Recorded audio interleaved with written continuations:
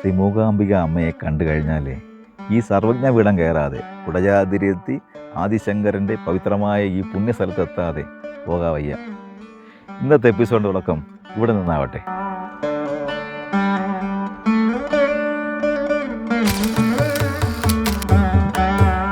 പരിവാരങ്ങളോടൊപ്പം അമ്മ ഉച്ചവരി കളത്തിലേക്ക് എത്തുന്നു.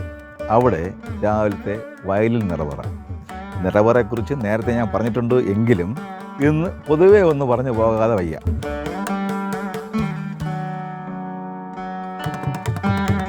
നാക്കിലയിൽ ബാലശിവനെ ഇരുത്തിയതിനു ശേഷം അമ്മ ഉപവിഷ്ടയാകും.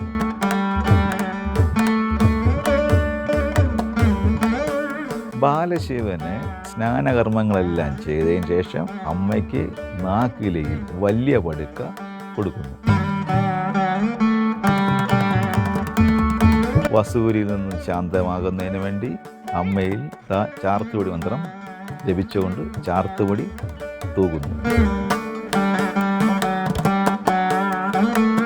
തമോ ഗുണശീലയും ദാരിക നിഗ്രഹയെയും പ്രീതിപ്പെടുത്തുന്ന ആരതി, വലിയ ആരതിയൊക്കെ കഴിഞ്ഞ്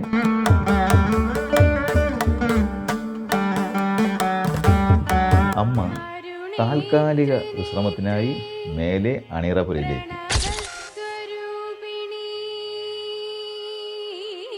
ഇനി പകൽ വിശ്രമം കഴിഞ്ഞിട്ട് രാത്രി ഉച്ചവലി ചടങ്ങുകളാണ്.